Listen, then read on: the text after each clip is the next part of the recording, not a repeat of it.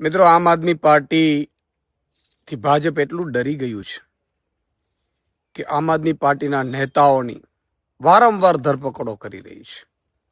તમે જો અત્યાર સુધી લગભગ 150થી વધુ કાર્યકર્તાઓ ઉપર FIR કરી દેવી, એમની ધરપકડો કરી લેવી.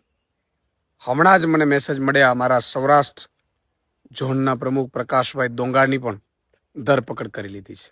એ જ્યારે ફોર્મ ભરાવામાં પ્રક્રિયામાં હતા ઉમેદવારોના, કારણ કે સ્વાભાવિક છે કે એમની ઉપર જવાબદારી હોય, ત્યારે એમની પોલીસે એક કેસમાં ધરપકડ કરી. મને એ નથી સમજાતું કે ખરેખર આમ આદમી પાર્ટીનો શું ગુનો છે, અમારા સૌ લોકોનો ગુનો શું છે? શું ગુજરાતની જનતાનો અવાજ બનવું એ ગુનો છે? શું ગુજરાતની જનતા માટે અવાજ ઉઠાવવો એ ગુનો છે?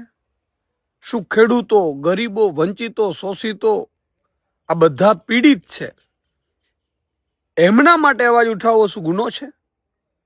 અને ગુનો હોય તો અમે સજા ભોગવવા તૈયાર છીએ. પણ ગુજરાતની જનતાને હું કહેવા માંગુ છું કે આગામી સ્થાનિક સ્વરાજ્યની ચૂંટણીઓ આવી રહી છે.